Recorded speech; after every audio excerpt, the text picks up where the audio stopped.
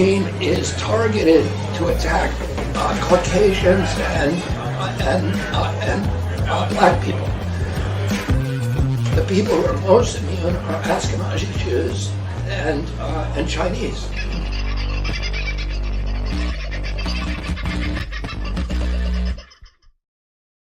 Well, g'day folks, how are you? I hope you're having a very, very good kind of a Thursday. It's a little bit of a wet one, big storms happening around Brisbane, Gold Coast, and I think Sunshine Coast at the moment. So buckle down if you're in those areas. We might have a few issues with, well, it looks like the thunder and lightning might have passed over us for the time being. So fingers crossed, all things go well. Tonight, Darren Bergwerf will be on for a little bit of a chat, and we've got an update from Kate.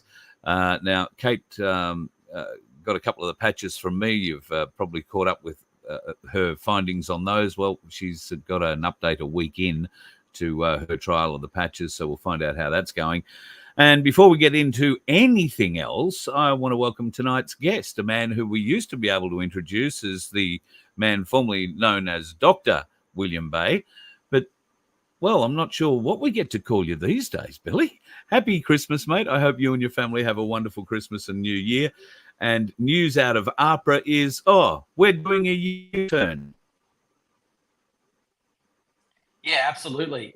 It's freedom, freedom, freedom all around, Kyle, and it's been a great victory when on the 11th of December, AHPRA, the evil clowns at the centre of this entire criminal fiasco or murderous intent scamdemic, they superseded their position statement, which is the gag order that basically is responsible for all the crimes that have occurred with the so-called vaccines, which are more likely and more accurately described as gene therapy or a bioweapon. And they have backed down, and thus, in my opinion, allowing the doctors and nurses, etc., of Australia to throw off the yoke, the chains from the mind control of AHPRA, and now telling all Australians the truth about the so-called vaccines, which is they are simply not safe nor effective. Well, that's the question. Are they in fact saying that, or are they just saying, well, we're not going to remove your license or otherwise impinge on your life if you want to tell, you being a GP, for instance, if you want to tell people what you think that, because at the end of the day, the GPs are the ones that are going to be at the coalface of this and are going to face the anger that invariably I think some people are going to show. How's that make you feel? Well, again, I think it's a great day because people like myself and Dr. Hobart, Dr. Miley Trin, etc., have been punished and punished severely for speaking out freely against these so-called vaccines. And that was primarily because of this position statement, which said that you could not criticize the government, you could not criticize the COVID-19 vaccines. So now that this position statement is in the bin, there is nothing, in my opinion, stopping doctors and nurses from speaking freely now, including GPs, and I would encourage them to go for it. If they were afraid before, don't be afraid now. We don't have that position statement anymore. Yes, there are some FAQs on a web page that some people are still feeling uncertain about, but these FAQs are just FAQs. Like, people have got to harden up and learn to put their patients first and stop worrying about regulators, especially when these regulators are an illegal corporation based in Victoria that purports to run the country and have absolutely got no authority whatsoever at all. So it's about time doctors have some testosterone, male or female or otherwise, and tell their patients the truth, Carl. If the doctors won't stand up now, they never will. So this is their second chance, Sally Shay. Second chance.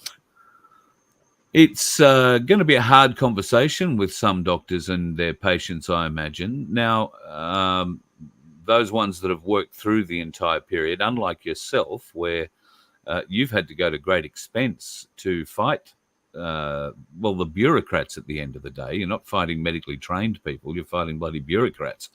Now, where does this about face by AHPRA leave you and your position? Well, before I talk about me, where it leaves all those other doctors that have been complicit in this crime of the century, if not of humanity, they need to remember their training in medical school and indeed what we were taught in the hospitals as well, that saying sorry is okay. Saying sorry is empathetic, it's humanistic, it's a way to promote healing. So I would encourage GPs, cardiologists, everybody, that if they have any doubts about these so-called vaccines, do not hold back now. Speak the truth, and it's okay to say I made a mistake, or I was bullied into doing this, or APRA lied to me. Be honest, and people are probably more forgiving than you may think. That would be my advice to my colleagues. As for me, unfortunately, this back down by APRA does not change a thing about my current situation. I'm still suspended indefinitely as a national security threat, basically, to the public safety of Australia. 17 months. Since August 17th, 2022, for merely criticising these vaccines and my colleagues at the AMA and also the government. It's just ridiculous, because one of these charges that they suspended me on was that I'd called Anastasia Palaszczuk a dark mistress. Well, she's gone now, so who cares? I mean, why is that stopping me from helping patients? This is ridiculous. So I think the courts are not going to look favourably upon their prosecution of me when they've taken back this position statement and Anastasia is no longer there. And everybody knows that basically this whole COVID thing has been a scam. So I think I am going to win. And when I do win, not only will it return my employment to me, but more importantly, it will reestablish the role and the primacy of the doctor-patient relationship and informed consent as mandatory in this country. A couple of months ago, I watched a brilliant interview. Well, it was more an exercise in watching you be a very patient man. You were on with Michael Gray Griffiths, and you were interviewing or speaking to a professor, I think, of cardiology out of one of the big Melbourne hospitals. And I want to say from memory, Dr. Daniel Nino. For the first 42 minutes, he didn't shut up and couldn't stop telling us how much he knew about the COVID shots and, how we were all wrong and you particularly were wrong. What are the odds of getting him on again for another interview? Do you think he'll have a change of heart? Speaking to Michael the other day, and that's the message that I had received, actually, is that he is very concerned about the data coming out of New Zealand. He has legitimate concerns, like many people do, which I think is good. And so if Dr. Daniel Nino is a man of science and objectivity, which he claims to be, and I believe him. I believe he believes he was doing the right thing. I'm pleased to see that he is now having concerns about these vaccines. Yeah. And now with APRA allowing him to speak freely about that, yes, I think maybe there could be a chance there where Dr. Daniel Nino and myself or Dr. Paul Oosterhuis could have a chat with him, and perhaps we might come to a mutual understanding about this greatest crime of the century. Well, I'd love to give you this platform to do it on if you want to put it together. I'd love to have you here for a chat. Okay. Be very interested to see how those that were so invested in the lie, let's call it, how they're dealing with that reality now that they seem to have lost all bureaucratic and governmental support for that particular storyline. I mean, yes, that's right. There was that scheme that was promised by the scum ScoMo to cover the doctors for their liability. That was turned out to be false.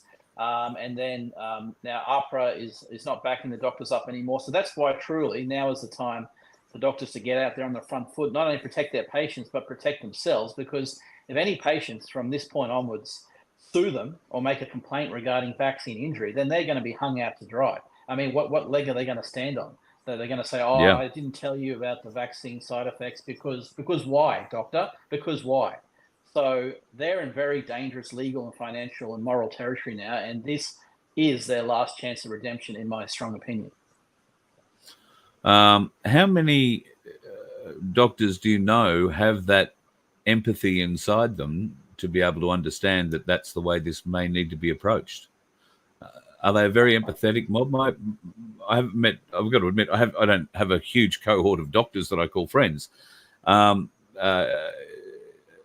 you would be counted amongst the very small group of doctors that I really do know. And you seem like a pretty approachable kind of bloke. You're a nice enough fella, but I know there are many stories of other medical, not just doctors, nurses as well, whose bedside manner might be improved somewhat. How are they going to deal with this? Well, the best way to improve your bedside manner is through humility. To realize that you are no better than the patient. It's a mutual relationship, and that you're there to actually serve the patient, believe it or not. And so, to get that humility, what you need is a hit to your ego to prove to you that you completely wrong on something very important, such as the COVID-19 so-called vaccines. So, yes, there are a lot of arrogant, poorly mannered doctors and nurses out there, but deep down, I think they are still all human beings, and they all started off with that firm intention in mind to help people and to help patients. Yes, a lot of it has been hardened and calloused up by the vagaries of emergency medicine, of patient deaths and regulatory requirements, etc. But now, if these doctors and nurses reflect and find out that they've been wrong for 3 years, perhaps this is the wake up call they need to bring themselves down a level or two and start treating all patients like human beings. So with this reversal of AHPRA's position, what's that mean for Billy Bay in 2024? You've sort of lost the platform that we've all been protesting against, if you like. AHPRA have relented. But obviously the battle continues for you. Yeah, it does. So whilst the publicity, I guess, of my matter may slide into the background because we've had this win and it's great and I'm happy for everybody, I'll probably be quietly working in the background on my legal matters that are still ongoing, by the way, and haven't stopped. I haven't lost. It just takes a long time in this legal system in this country. So I'll continue to fight in the High Court and the Supreme Court of Queensland as is required to make it clear that what AHPRA did, not just to me, but to everybody, was a breach of the Constitution.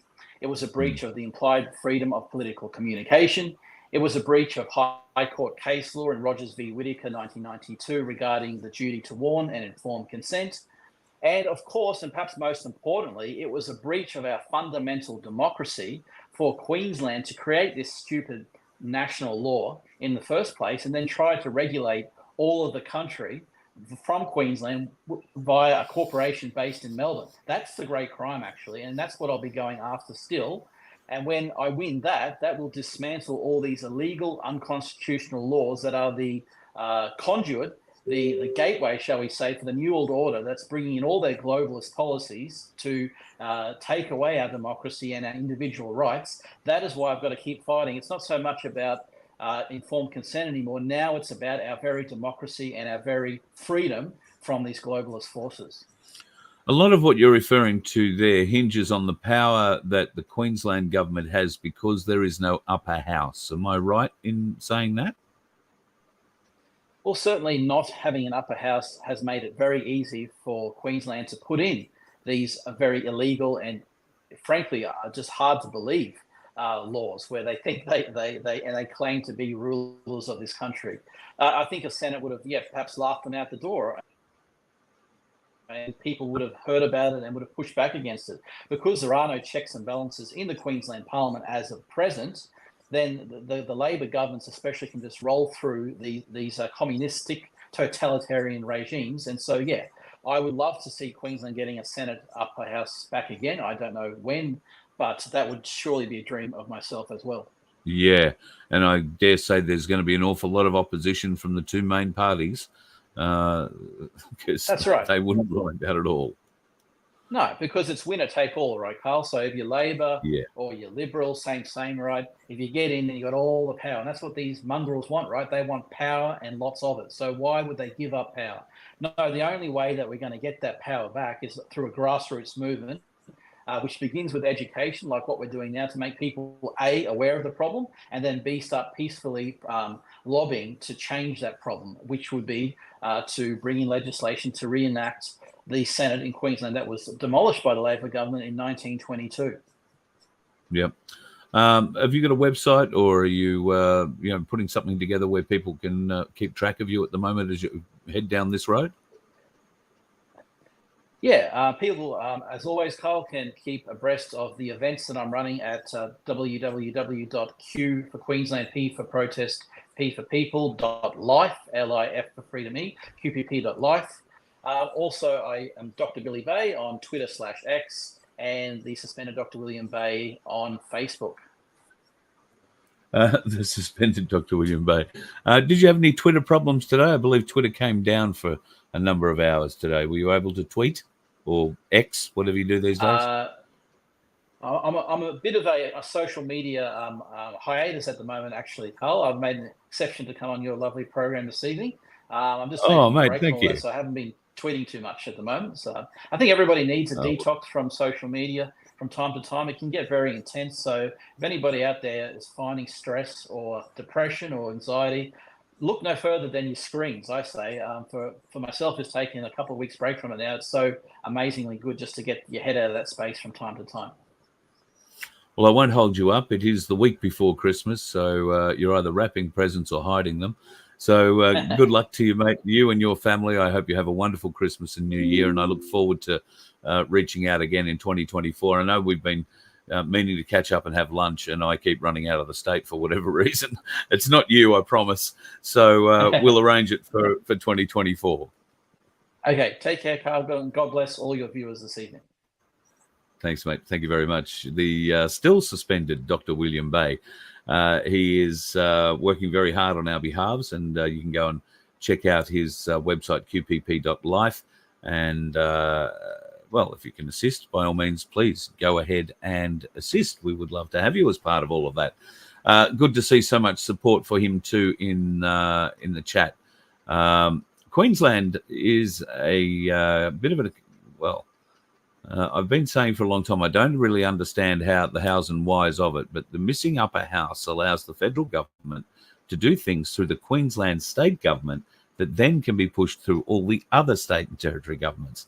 Just don't know how it works, but Billy Bay's onto it, and I'm sure he'll be able to explain it to me in the not too distant future. Thank you very much, J1, for your sticker. Really appreciate it, mate. That's going to, help pay the bills, and God knows there's a few of them. I'm not going to get into talking about the truck at the moment. It's a whole other story. Might have to just do a show on that. I shouldn't say truck. I've got to think of it in terms of truck at the moment, because it is an F truck series chassis and motor, and so they don't call it a motorhome. They call it an F truck. So anyway, that's where my head's at with all of that at the moment. Speaking of heads, here's a good-looking bloke. Oh, shit, that's still my head. Wrong head. This head. That head. There's a much better looking bloke. How are you, mate? Yeah, I'm good, Carl. How are you, mate? Good. I see you're all dressed up. I still haven't got my place T-shirt yet. Hung around for days. Nobody handed me one. I don't know. Good to see you.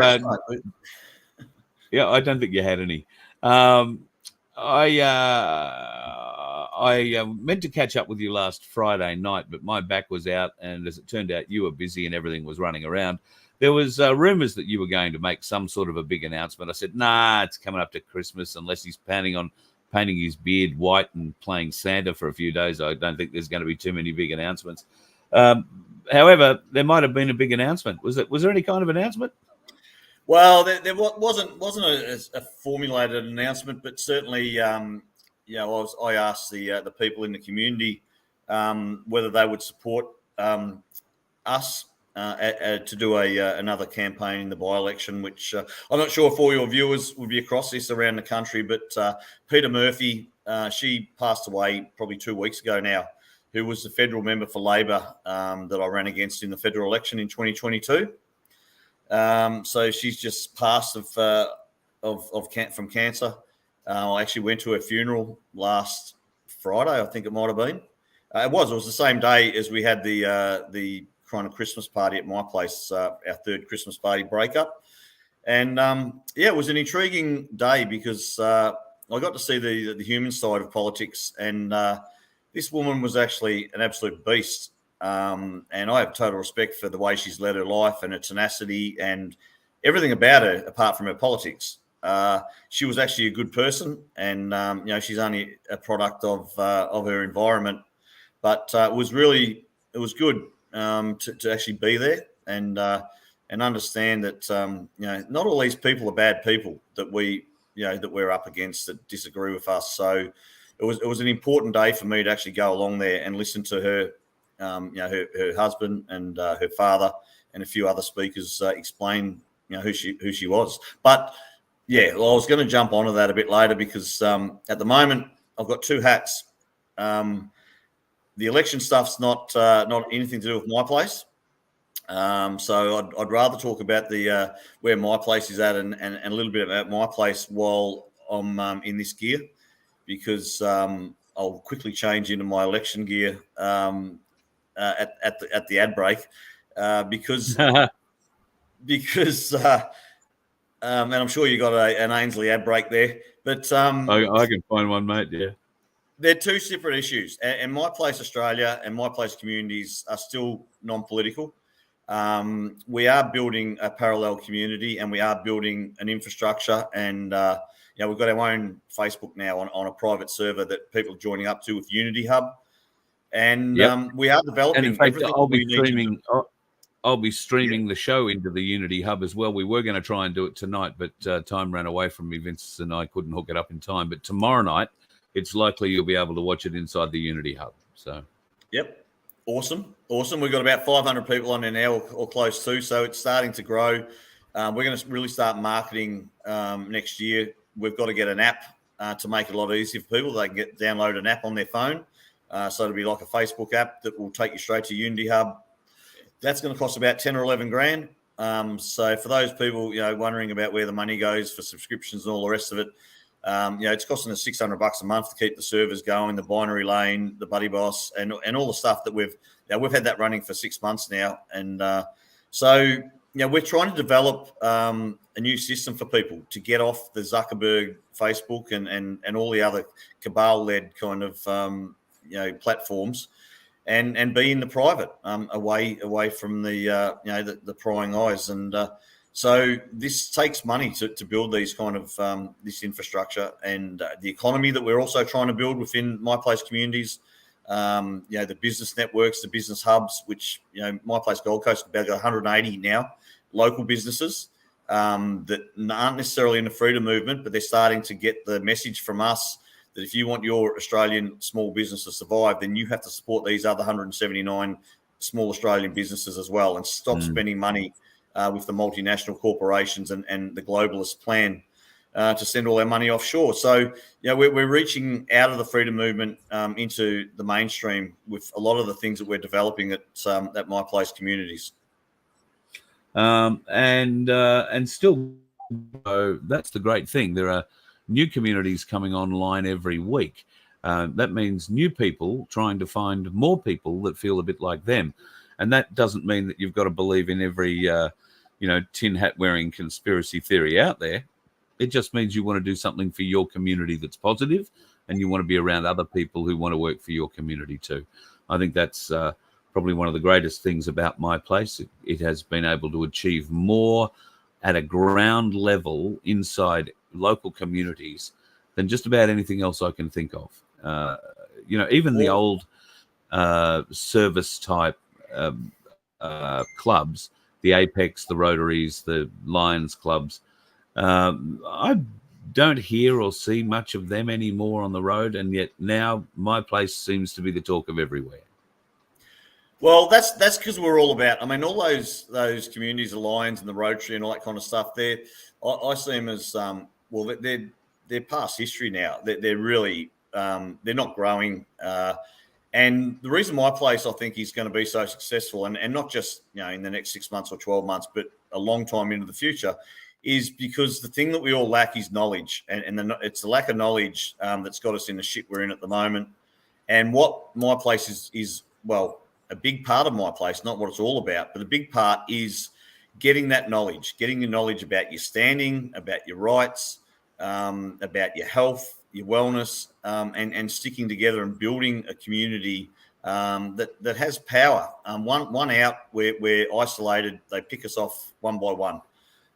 We join a massive big group, and we're connected all around the country, and we're building the knowledge base.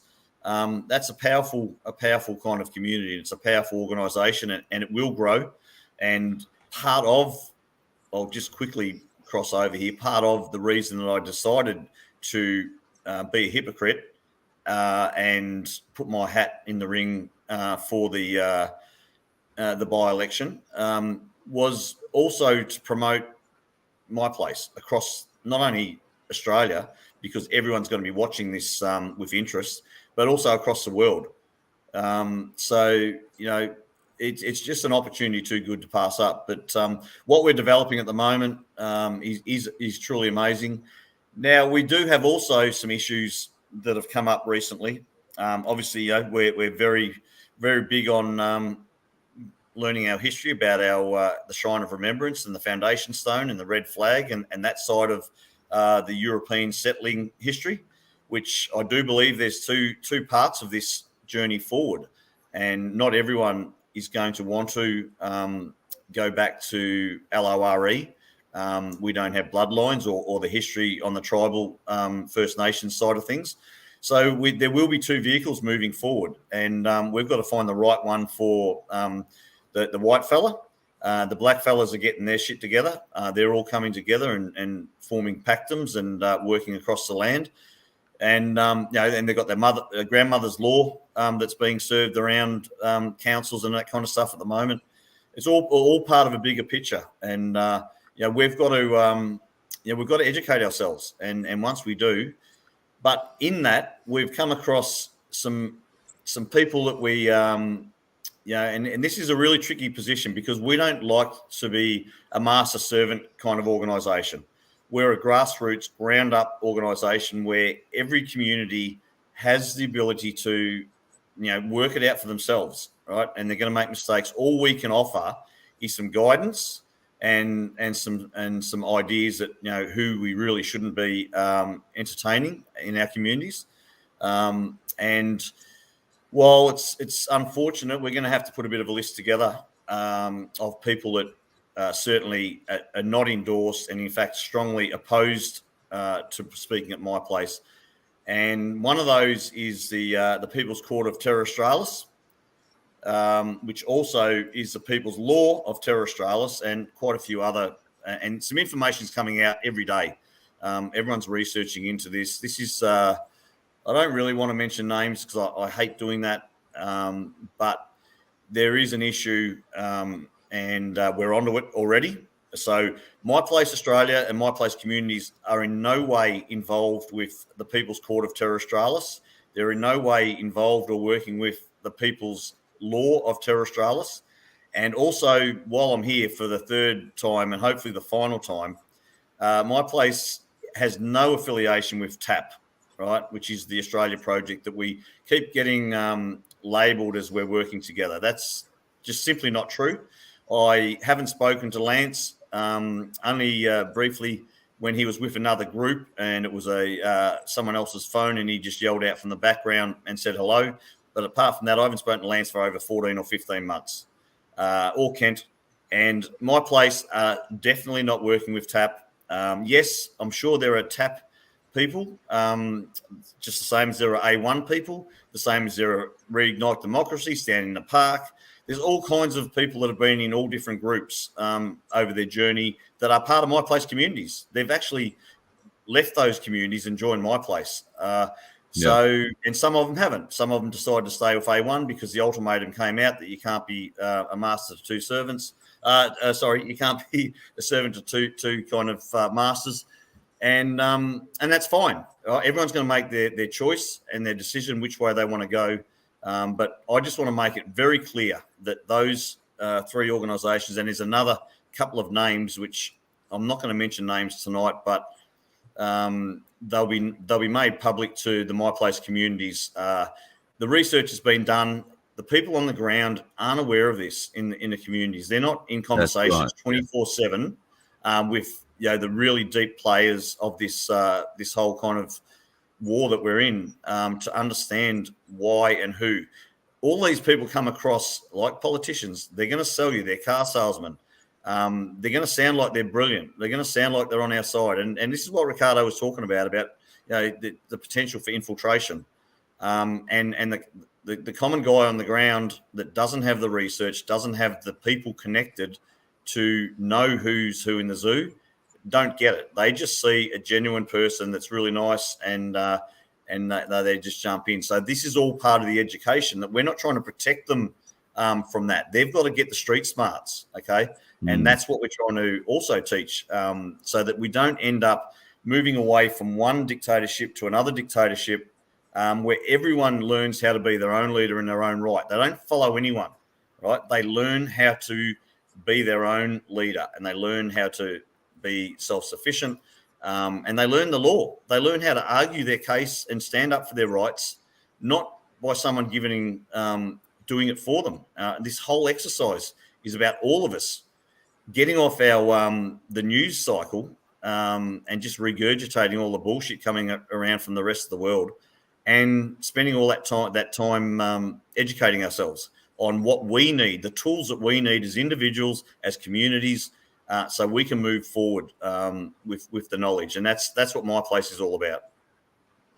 I think Ricardo also mentioned it wasn't just TAP that was infesting my place. There were Freemasons everywhere, hiding in the closets. It really struck me as it's a bit like there's a communist in your cupboard.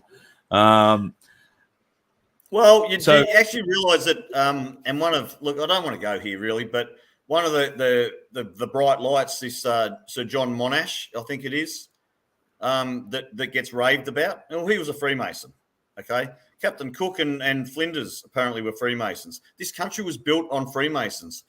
So while I know that the Freemasonry thing has been taken over and all the rest of it, none of us have the real knowledge of the history of that organisation, who it's been usurped by, who are the good ones, who are the bad ones. I mean, we've got bad people in the Muslim community, we've got bad people in the Christian community, we've got bad people in every single religion, every single race, every single country.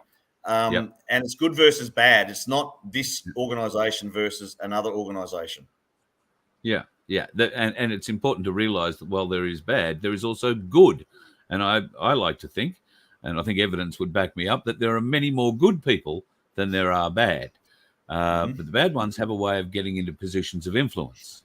And that's where it filters down and falls on our heads, which is a tad unfortunate. All right, mate. Well, look, I know it's only Thursday night, but it is the week before Christmas. I can't imagine that the skyscrapers in Melbourne are getting any further built at this time of year. I envisage that there is a bit in your future. And what are you doing for Christmas? We've got a couple of other things to touch on in a second as well, because I do want to talk about what you started off on in a minute. Christmas. At this stage, it looks like I'm not allowed to go into the nursing home for the Christmas nursing home, the aged care facility that my mum is in.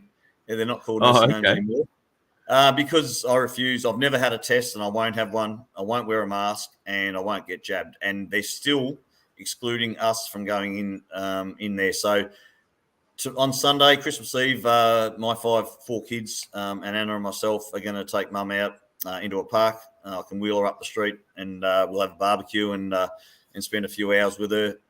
Christmas Day will be pretty low key for me. Not much happening at all. All my Christmas stuff's happening on the Sunday on Christmas Eve. But and then the whole time I've got so much work to do. I've got so many irons in the fire at the moment that it's crazy. And I spent the whole day today. We've got Boxing Day. I've got a meeting. The 13 of us that met 2 weeks ago, which included Darren Dixon, Daryl O'Brien, and a host of others, a meeting again. I've got another meeting to do with policies and things on the same day. And it won't stop for me. I think the next 2 months is crucial. That I think everyone really needs to step up their game. And we've had a bit of a lull, I think, over the last few months, and it's time for people to get really, really kind of pumped now and say, right, I think this is a bit of a sprint to the finish line over the next 3 or 4 months, and we've really got to put all our time and effort into solutions, gaining the knowledge and pushing back, and see where that ends up by the time we get to March or April. So very low-key Christmas for me. Hopefully I can get away for a few days up to the river. That is on the cards. Nice. And that's about it. So, but as far as my place goes, and once again, I mean, it's only been probably 12, 13 months since you kind of came down here and we really started to take off, which was November last year. So it's been a bit of a whirlwind, and and I appreciate everything that Voice of Freedom and yourself, Carl, have done to push that and give me the platform, I guess, because I don't like doing lives. I hate doing lives, and I've done 3 in the last week, and I stuffed up every one of them. So I'm not big on doing that kind of stuff. So to come onto a platform like this and just have a chat, to me, I find that's really a positive way to get my message across, or our message across. Nothing's about me or my. It's all our. It's a team. Yeah. And we've got an amazing team. And while I think everyone's losing some numbers at the moment, life's pretty tough for people, financially and mentally and physically, and it always is this time of year, regardless of the situation. It's just the end of the year is always a real hard slog where people start having arguments, and and this year's probably even worse because of the situation we're in. Everyone is over it, but unfortunately, I'll have to be the bearer of bad news. We've got worse to come. That's just the way it is. And hopefully at that point we'll get people a bit more activated, and the people that have gone back to their lives will step back up, that are awake, and hopefully we've got a whole host of other people that will come on board now that are also starting to wake up. And it's actually interesting. I was watching your interview with Billy Bay, and while he doesn't have his license back yet, a friend of mine that I met on November 20 Worldwide Rally at Flagstaff Gardens, where we had about 450, 500,000 in a rally. And I run into this fella at the back of the stage, and we just struck up a conversation. And that was Professor Christopher Neal, who was a leading cardiologist at Royal Melbourne Hospital. Now, Chris has been through the politics. He ran for the Federation Party in the federal election also. But he's just been reinstated. He's got his license back, what I've heard, which has only happened in the last day or two. That's a positive. And he's the president of AMP as well, I think, isn't he? Yes, correct. Yeah, he did, I think, the Red Union and Australian Medical Professional Society as well. He's actually, I believe he's got his practice or his license back. And he's done a power of work, and he's very intelligent, very organised. So I think he'll be a very good voice from the inside, going into the future as well.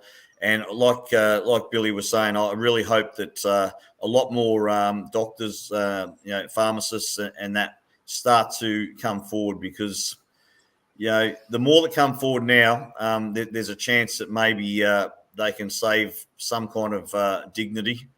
Not a lot, but a little bit, because the more that pour it out now, the quicker this flips. Those ones that have the courage to do that will be looked at in a slightly different light than the ones that are still, sitting back there, being fully complicit. So I would implore all pharmacists and doctors and anyone in that health sector to start to come out. And I'm talking AMBOs, nurses, whoever it is, right? You've got a green light now to come out and tell your story of what you've seen over the last 12 months or 18 months since this bioweapon, in my opinion, that they call the carrot juice was released.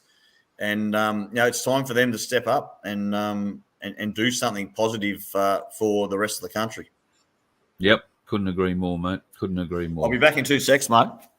All right, I'll drop this out for a second, so I'll do the little ad. If you want to get a hold of My Place, then go to myplaceaustralia.org. It's very easy to find some information there, and you can also go and join the Unity Hub. The My Place Unity Hub is spectacular. I don't know what's going on there for a moment, Darren. I think you. Oh no, there you're back. Right, okay. The Unity Hub is spectacular, and while Darren said there is a small joining fee, it amounts to be about $60 for a whole year. And the benefits are significant. We will be streaming live in there in the next, hopefully tomorrow night we'll do it live. He's back. You're a quick change artist. Mate, I've been called a something else artist as well, but The only thing I don't have for this for the election, the by-election, is a hat, a proper hat. So I'll have to look at that. It might be might have to be a green and gold MAGA hat. Yeah, that'd be nice. That'd be nice. Yeah, make Australia great again. Why not? That's it. All right. So when will the campaigning kick off in earnest? Okay, so to me, we're just putting our team together at the moment. So while I got a rousing support at our Christmas breakup, everyone, I've only had one person or one lady that was against it, but by the time we finished the conversation, she could see the reason why. And look, I'm going to already have Cooker Watch has already started on me the night that we had that first talk where I said I'm entertaining the idea. Yeah, right. So I understand that I'm going to cop a lot of heat because I've been very strongly opinionated in my views on not taking part in the system.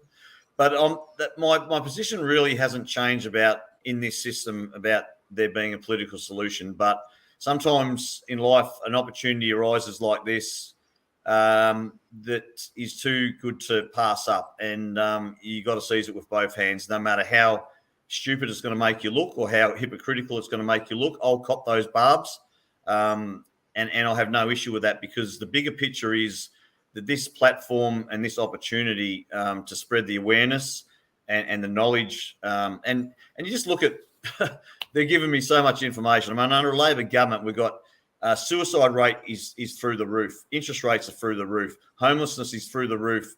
Our death rate is through the roof. Cost of living is through the roof. Our crime rate here in this electorate is up 39.8%, which I've got the figures. We've already started putting all this information together. That's through the roof. Everything is that society's turned to hell in a handbasket under the Labor government. So, they've for them to have to go through a by-election mid-cycle when they haven't had the time to buy everybody off with sweeteners coming up to a federal election campaign like normal. And with what's coming out of New Zealand with Barry Young and Liz Gunn, what's coming out of Texas with the Attorney General suing Pfizer, what's coming out of England, now what's going to come out of Australia now that this suppression order or whatever it is has been lifted against from APRA. I think it's right for us to have a real red-hot crack at getting some knowledge and some information. And I'm not talking about just Australia. I'm talking globally, because the policies that our team, I should say, is putting together is world changing. It really is world changing. Already, I won't call him my campaign manager, but the guy that I'm working with mostly on the policies has already got runs on the board. He has put in a report. There's an 80-page report. It's been released by the Parliament of Victoria. The hemp industry has already been. This is the deregulation of the hemp industry. It's already passed the lower house in Victoria. It will pass the upper house.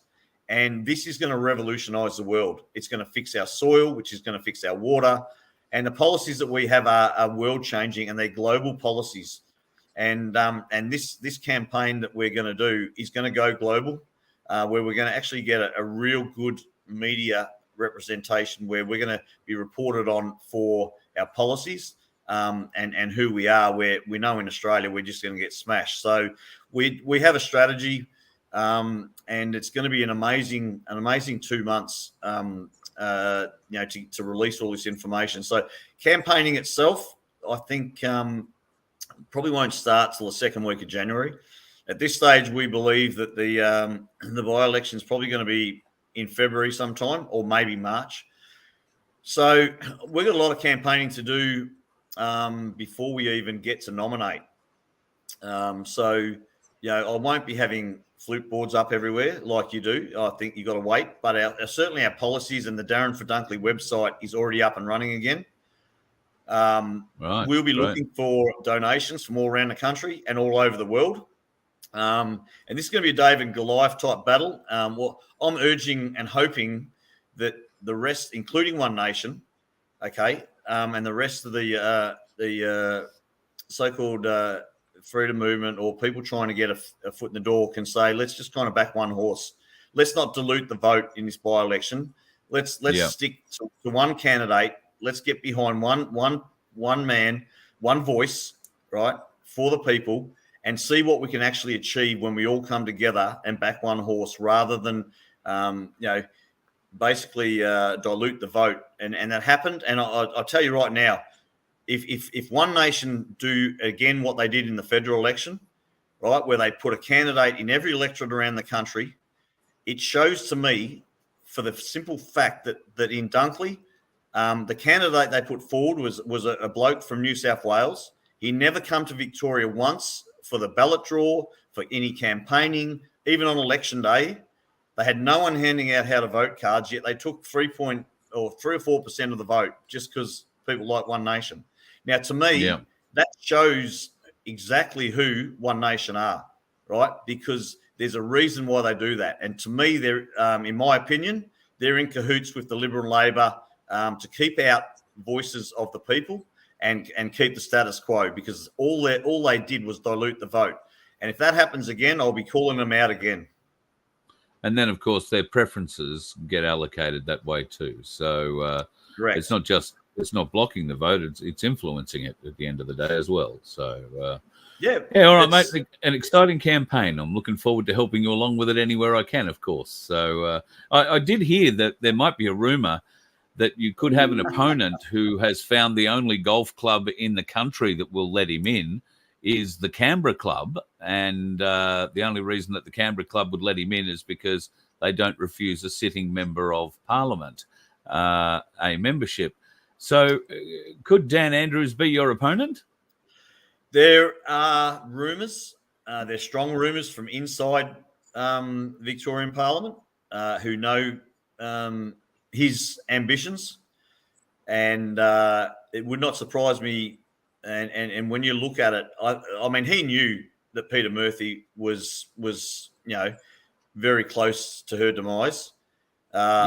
In my opinion, I believe that's why he quit. I mean, he's only 10 months into a 4-year term after just a landslide victory in the Victorian election, and all of a sudden he resigns, knowing full well that there was going to be a federal seat up for grabs. So I say, bring it on. If that. I'm going to keep it clean. I'm not even going to mention his name. But if he comes down here to run against the people of Dunkley, which is exactly what he is, I say that I'm welcoming that. I'd be rapt if he was threw his hat in the ring. I think it'd be fantastic, because while Peter Murphy, she was loved in this electorate. The people loved her. And her compassion, her just commitment to community. I mean, she was there right up to the day she passed.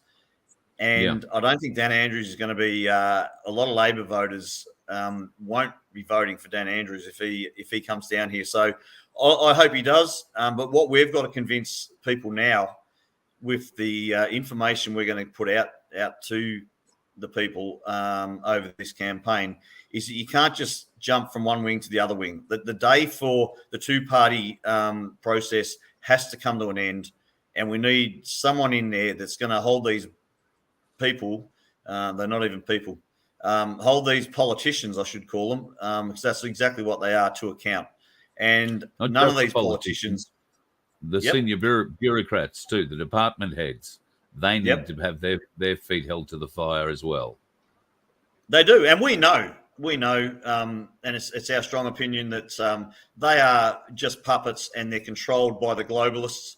They're controlled by big business. They're not there for the best wishes of the people, and I think the last 3 years can show that.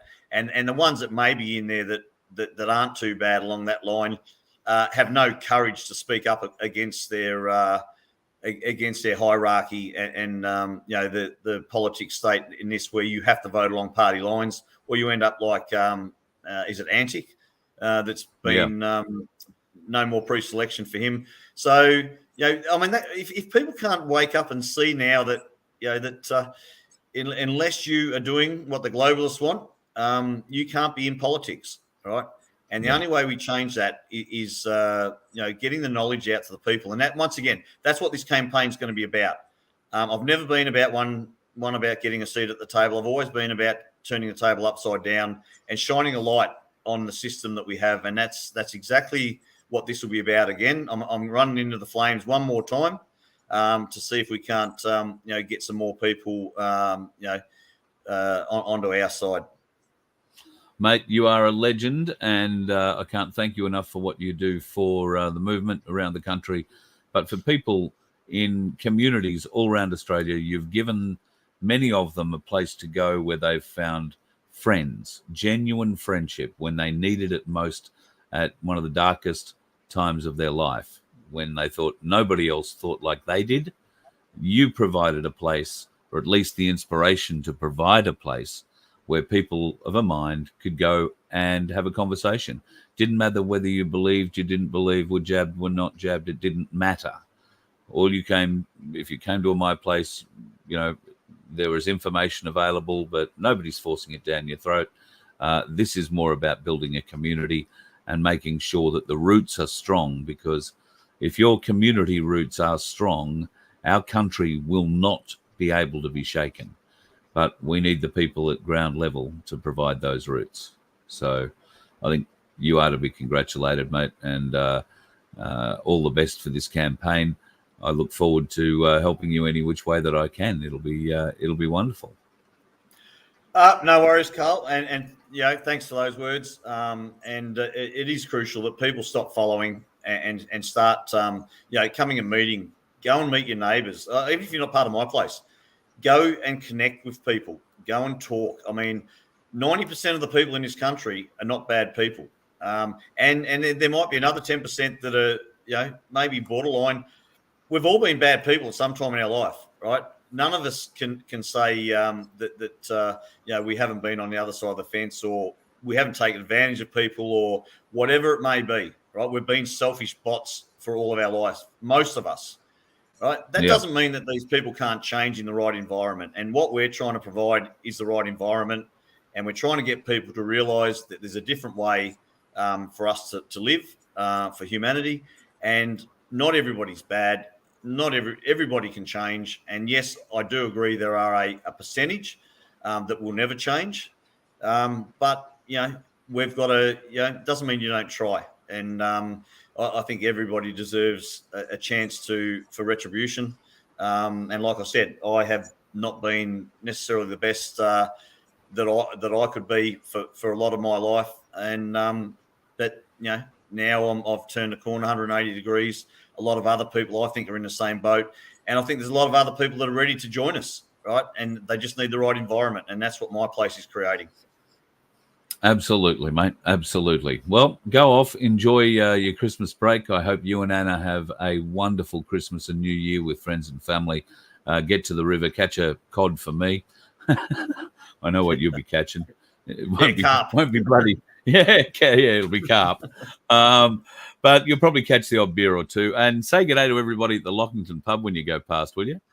I will, because I've got to pick up your glasses and my Akubra that we left there. And look, in saying that, I haven't been drinking that much lately. I've been fasting 16 hours a day for the last 2 weeks, and I'm down to 91 kilos. You're half a man. Well, not quite. It's probably about 10% down. But yeah, I've got another 6 to go, and it's actually I mean, just this the environment and the community that we've linked with, and I feel blessed, totally blessed. I mean, here with Narelle today, and she was working with me all day to help me on some personal matters, talking to people from all around the country that are helping me, the mentors, the connections, the people that I've met and I'm working with. It's just an amazing time, and I feel so blessed to be part of this, and to be gaining the knowledge that I'm gaining, and whatever knowledge I gain, I'm going to be sharing with as many people as I can, free of charge. And that's what we all should be about, because the only way we get back control is not being self-centered and looking to make money out of people. It's got to be done in a way that's the best for the cause. And to me, everybody's got to have this information that whether they can afford it or not. Yep, couldn't agree more with you, mate. Could not agree more. All right, we'll have a bloody good one, and I no doubt we'll talk to you over the Christmas New Year period, but the viewers may not see you until early next year. regardless, have a bloody great time. Give my best to Anna, and I hope you and your family have a wonderful time over this break. Take a rest, mate. Take a rest where you can. No time, but thank you, and the same to you and Laura. I hope you have a great Christmas with your family and all your viewers. Stay safe, stay strong, and come out the start of next year, full of beans, because it's going to be amazing first 3 months. Absolutely. All right, mate. You have yourself a good night. Yep. Cheers, Carl. Thanks. See you guys. Cheers, mate. Darren Bergwerf from My Place Australia, and hopefully soon, maybe the member for Dunkley. Wouldn't that be it'll be a bloody great thing, I reckon, just between you, me, and the gatepost. But it's a bit of a mountain that he has to climb there. Quite a mountain, in fact. Good to see so many folks in the chat tonight having a great time. I'm not sure if you're finding the transmission a bit jerky this evening, aside from me being the jerk in it. Beat the trolls to the joke. It was stop-starting on my end, so sorry for that. If that is the case, there's not too much I can do about it. There are a couple of little things that I wanted to cover off before I end up tonight. Now, the World Economic Forum have been responsible for pretty much all of the heinous things that have been committed against us, well, in recent history, let's just say. But I would go so far as to say pretty much since their inception, just after the Second World War. Now, they've tried very hard to hook us with pandemics. They've tried very hard to get us with jabs. And now they have decided they're coming after us in a whole new way. That's also, of course, true with COVID, right? We are all only as healthy as our neighbor is on our street, in our city, in our region, in our nation, and globally. And did we solve that? Like, did we actually manage to vaccinate everyone in the world? No. So highlighting water as a global commons and what it means to work together and see it both out of that kind of global commons perspective, but also the self-interest perspective, because it does have that parallel. It's not only important, but it's also important because we haven't managed to solve those problems which had similar attributes. And water is something that people understand. You know, climate change is a bit abstract. Some people understand it really well. Some understand it a bit. Some just don't understand it. Water, every kid knows how important it is to have water. When you're playing football and you're thirsty, you need water. So there's also something about really getting citizen engagement around this and really, in some ways, experimenting with this notion of the common good. Can we actually deliver this time in ways that we have failed miserably other times? And hopefully we won't keep failing on the other things, but anyway.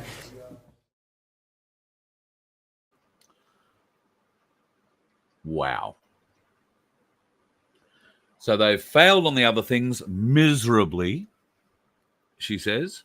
Is she a she? That's the question. Looks like a bloke to me, but anyway. Failed miserably. But what's the one thing everybody understands you have to have? Water. Water. Do you think the Queensland government might be alerted to this little plan, having given, more than just thought? I think they've given permission to at least begin preliminary works. I'm going to say that might be overstating it a little bit, but they're planning on allowing one of the big miners in Queensland to start injecting carbon dioxide back into the earth. Now, this is something they have been doing as part of their carbon capture credit scheme for years, but the carbon that has been captured is being liquefied and being put back down into empty wells, oil wells, gas wells, that kind of thing, pumped back down there and then capped. That's how they're storing this shit. Well, not in Queensland, not in Australia. Oh, no, that Queensland government, the Plucker Duck used to lead, and now we've got, well, I don't know who the hell he is, Stephen Miles, leading the Queensland government. They've agreed to let the miners start pumping that gas straight into the Great Artesian Basin. Now, that's our water supply.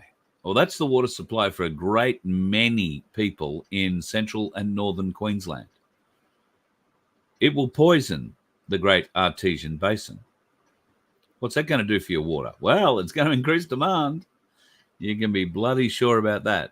These governments cannot be allowed to do this kind of shit, folks. So make sure you talk to your local member if you happen to be in Queensland, talk to your local member about putting the carbon captured credit scheme bullshit into the Great Artesian Basin. They're going to pump that crap back into our water supply with the Queensland government's blessing. Never been done before anywhere in the world. All the reports say, don't do that. But oh no, we've got some numpty bureaucrat and some retarded politician who's taken a bribe or found a brown bag somewhere and thought, oh, gee, well, I won't tell anybody about that. Just took it home. Something like that must have happened to allow such stupidity to even be considered. Make sure, if you're in Queensland, that you let your local member know, local state member, that it's not on. That if they're going to allow that, maybe we should be stuffing them down the bores and letting them drink the water. Because it's just not on. They cannot be allowed to get away with that. Not in any way, shape, or form. It's bloody horrendous. A couple of little things to finish up with here tonight. Japan have got a new study that has been released. Irrefutable evidence that all of the cough variants are man-made. Now, that article has been fact-checked. That doesn't necessarily mean it's going to stay on Facebook if you put it up there. And this program, I think, will have to go private. So if you are watching and got this far, congratulations. I will, shortly after I end the program tonight, I will turn it private, particularly on the Nun 2K channel. I probably won't bother on the others for two reasons. The first and probably the foremost reason is I can't remember how to log into them to do that. So I'll lose them or I won't. Voice of Freedom, I thought we had lost that channel again today after last night's show. It's the first one back in a week. But it seems to have gone out on there tonight okay. I would caution you folks, if you do have a regular YouTube channel that you watch and I don't pop up on it, go and have a look for Voice of Freedom or Ozeye, O-Z-E-Y-E, on Rumble. Voice of Freedom is there, and you'll also find me as Ozeye, and that streams there as well. So if you haven't got access to Rumble, then maybe the Unity Hub is a good thing to go and join, because Vince will have me sorted out on that by tomorrow, and we'll be streaming the show live into the Unity Hub every night after that as well. Project Matilda is back online and had a big facelift. If you haven't been over to have a look, go and check that out. And I'm not completely sure that the live stream has gone on and worked there tonight. It may not have. I'm not sure I'm pushing all the right buttons yet to make that work, but we will sort it out. Daniel's a great man, and congratulations to him on getting Project Matilda back the way it was. Been a lot of talk about the Pope recently. He has a bronchial ailment, but never, ever forget, this was World Youth Day 2019. See his sleeve there? That is the boy lover symbolized on his cassock, or whatever the hell you would want to call that, his robes, and it seems to be a major part of his particular robes. Don't ever, ever shed a tear for this bastard. All right? Don't ever do that. I've had a lot of people querying me about rods of God. They've sent emails saying, oh, I've never heard of this technology. What is it? What are you talking about? Well, look, here is what I assume to be an artist's impression of the rods of God. A canister, these things are ejected out of them. They have really only a gas pressure to get them out of the canister. They are radar guided or satellite radar guided and inertia driven. Apparently, once they get through the atmosphere, they can travel up to, I think, or exceed 20 or 30 times the speed of sound. They are a solid tungsten steel rod, or tungsten rod, that is the size of a telephone pole. So when that hits you, or hits your building, or whatever, it just keeps going and going and going. Very effective to get very deep underground and destroy what may be down there. And, well, who knows what may be down there? All sorts of weird bloody things. Some of the things that are down there are images that, well, for the most part, we probably can't show you, but we can show you what is probably a reasonably good artist's impression of it. Now, you never know where these sorts of images come from. Could they be real? Yes, they could. The likelihood of them being real, I don't know. In these days, I'd say 50-50. But this is a depiction of what a current joint dumb or deep underground military base might look like. And this one's not terribly deep, as you can see. The surface is only, well, let's call it 100 feet from the roof of the first floor. Now, the aliens tend to live down the bottom of this, but the area that I was particularly taken with this image is the bottom or the lowest floor. Now, you probably can't read on the screen what it says there, but that's a cryostasis area. And that got me thinking, about all these supposed celebrities that are going to be coming back. And, well, what's the point of bringing back a 90-year-old Elvis? Can I ask that? I can still see that Michael Jackson might have some relevance today, and Princess Diana for that matter. But what if they came back still, because the stories were they came back looking like they hadn't aged a day? Well, that would be what a cryostasis unit would do. It would, essentially freeze you for 40 years or however long they wanted to keep you. I guess all will be revealed. We're not going to go and get too socially excited about it, I'm sure. Some really exciting news came out of Washington today, Washington, D.C., that is. The press office went mad. It was Take Your Child to Work Day. So Joe headed off, which was really good. It was great. They got some family photos for later in the day too. So take your family to work day. Only in America. How's the Christmas shopping going? You doing all right? I did all my Christmas shopping today. All my Christmas shopping. J1, my God, thank you so much. That's more than I spent on all my Christmas shopping today. Thank you so much. I hope you and yours have a wonderful Christmas, mate. Really do. And we'll keep this battle going into 2024. Shit, we'll just keep it going until we die or we win, one of the two. Yeah, man, thank you so much for that. And your other donations tonight. I really appreciate it. Stickers are a great way to do it if you can figure out how. I've never actually been able to figure out how to do it. Yeah, really appreciate any sticker that comes through. But that one's knocked me away tonight. Thank you. Unbelievable. I hope you're having a good time getting your Christmas shopping done. Like I said, I got all mine done today and I only had to go to one place. It's not hard to get to that place if you're living in Brisbane or Melbourne, but if you are not there, then I guess you're probably not going to make the post between now and Christmas Day, unfortunately. But I know the people in my family are going to get a little half-ounce coin or a half-ounce round. I'm sorry, it's not a coin, it's a round. That will kick them off on their journey, I hope. Fingers crossed.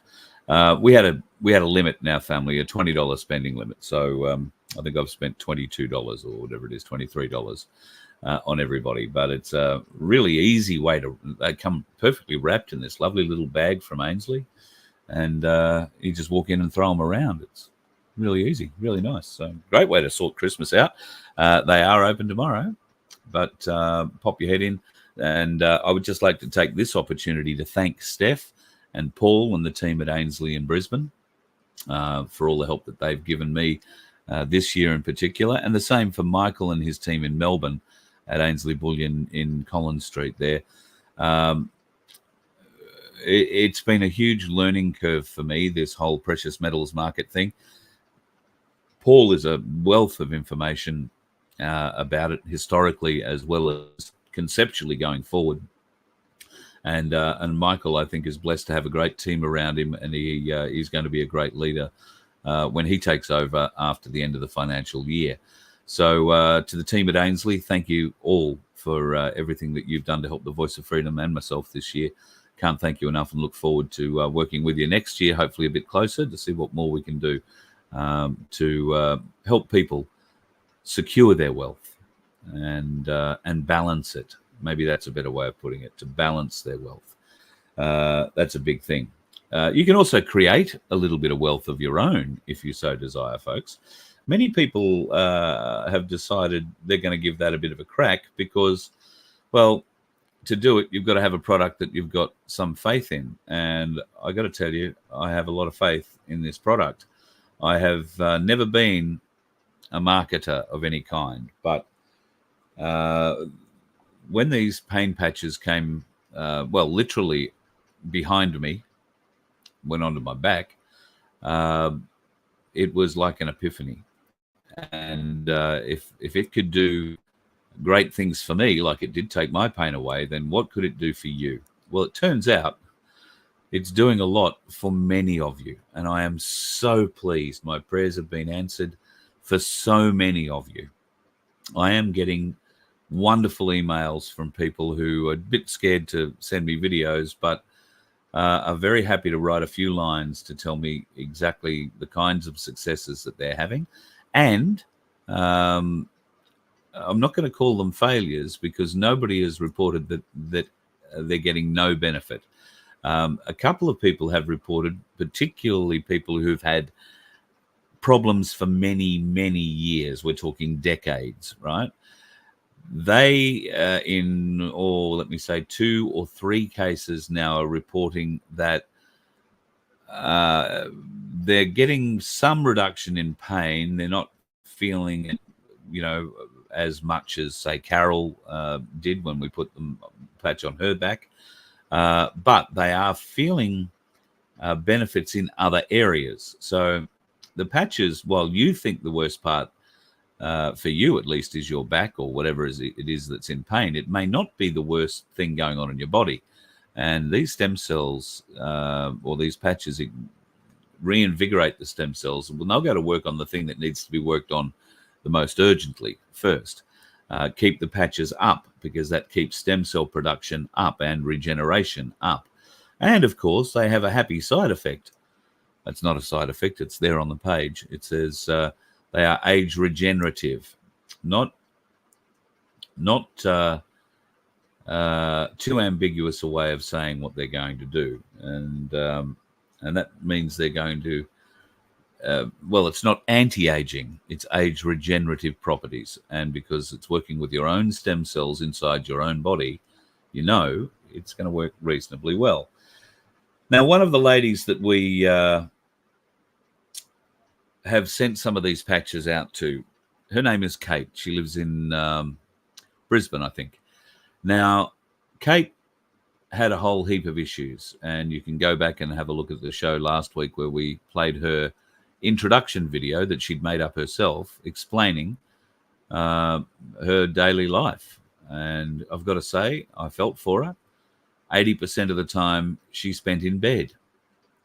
The other 20% of the time was spent hobbling or in a wheelchair. She didn't have free access to go outside and play with her 7-year-old daughter. She didn't have access to things like camping and holidays, because she was pretty much strapped to the pain meds and strapped to the bed.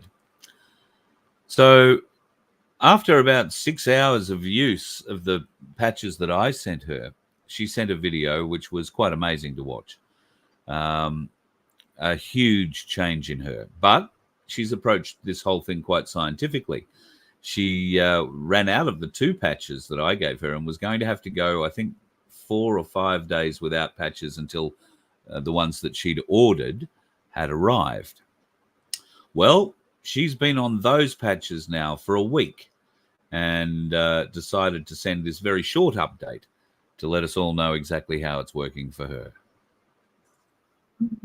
X39 patches, I have lost 6 kilos purely due to not needing my wheelchair and have more mobility. My wheelchair is still in the garage psoriasis has calmed right down, and my IBS and bowel function have hugely improved, and there's more to come.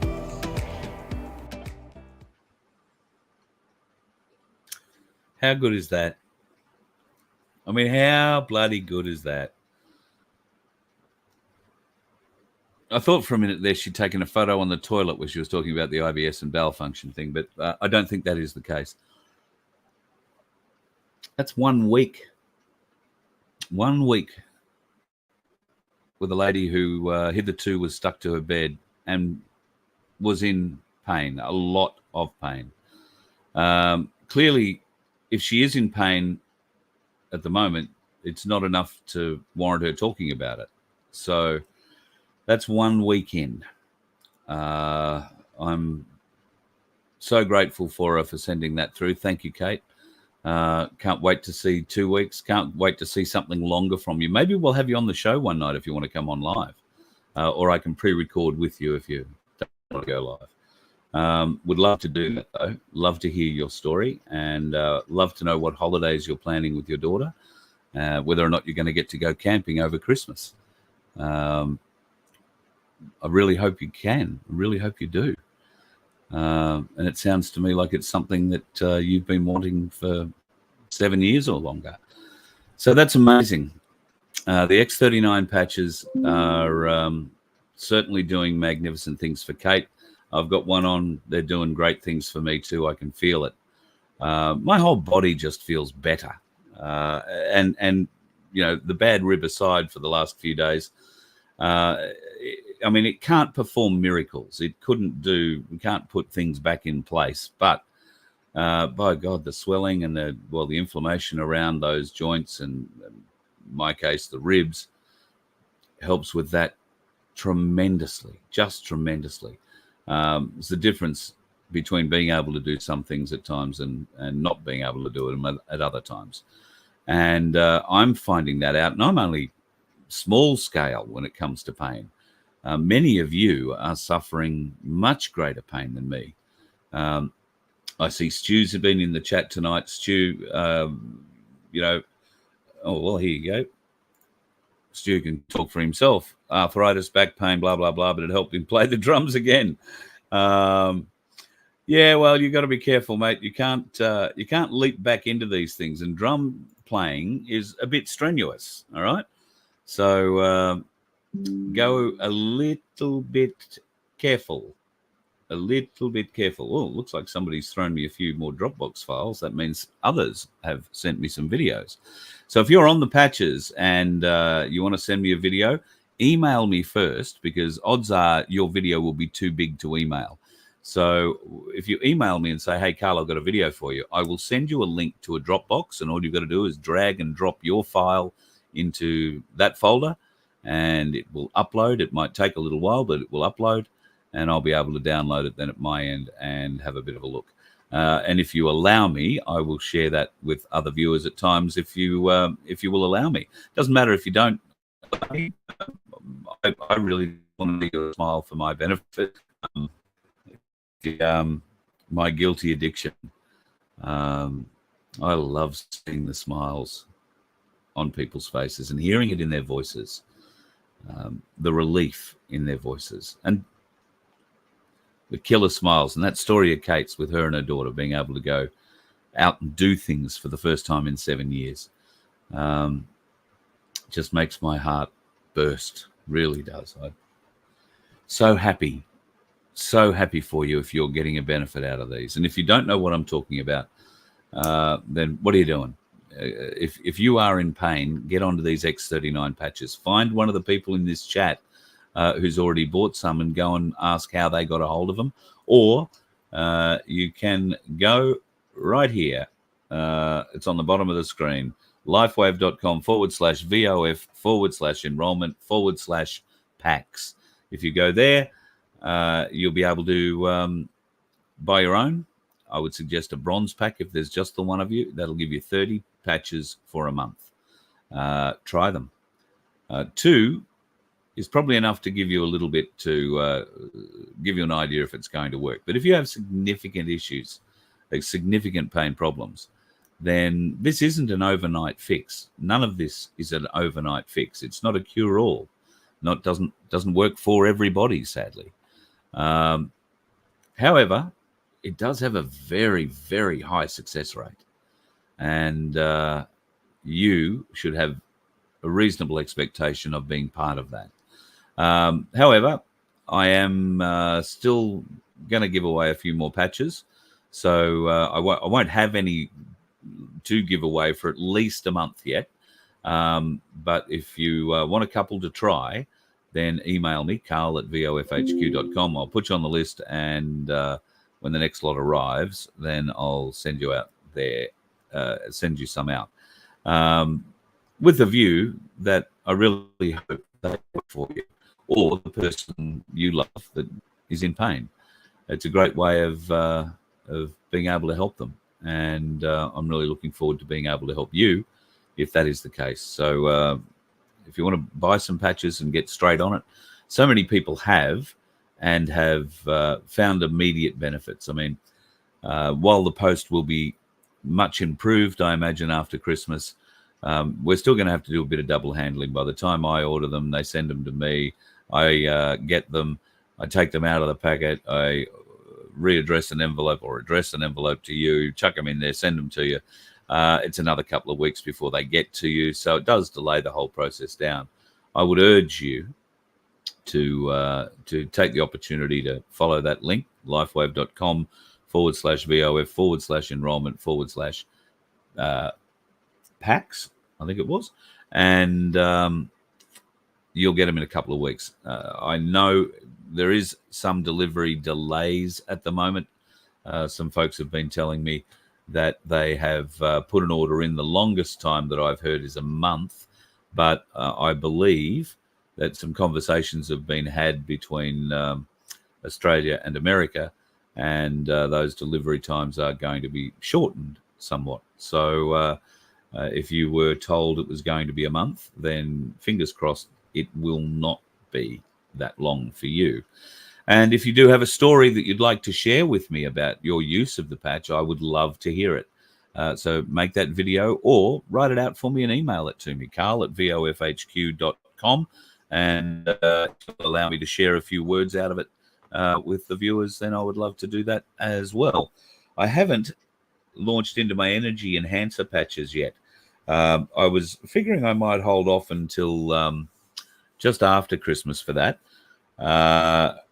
Why? Well, you never know what Santa might bring me. Somebody asked me the other day what my inner leg measurement was. I was getting a bit excited for a little while. And then I remembered it was a bloke who was asking me the question. And he said something about push bikes. There's going to be a fella down Jarvis Bay Way who's going to be roaring laughing right about now. At any rate, I don't think I've replied to the email where he did request my inner leg length. But I will tell you, because I don't think it's any family secret, my inner leg length appears to be 29.5 inches.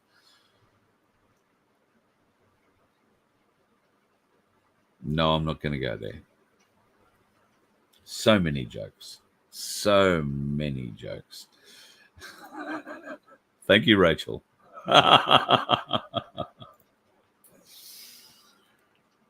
Oh, yeah. So I don't know. There might be a bike in my future. Who knows?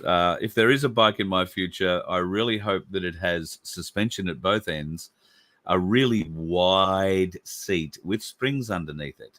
Not just like a ball slide, because that's what the seats I see on these bikes look like, just a ball slide. Why do you want a ball slide on a bike? Yeah. And some of those seats have got really nasty tips. I mean, older blokes tend to have issues. Things, can drop out, fall out, get caught. Nasty thing to get caught on the end. Ooh. Ball slide. Bad thing. Bad thing. All right, folks. I think if I get a bike for Christmas, everybody needs to be slightly worried. Okay, I managed to pedal my way around a bit of sand and along a beach, but trust me, If I get a bike out there on the roads, the dickheads are not going to be safe from me. You let one ant stand up to us, then they all might stand up. Those puny little ants outnumber us 100 to 1. And if they ever figure that out, there goes our way of life. It's not about food. It's about keeping those ants in line. That's why we're going back. Does anybody else want to stay?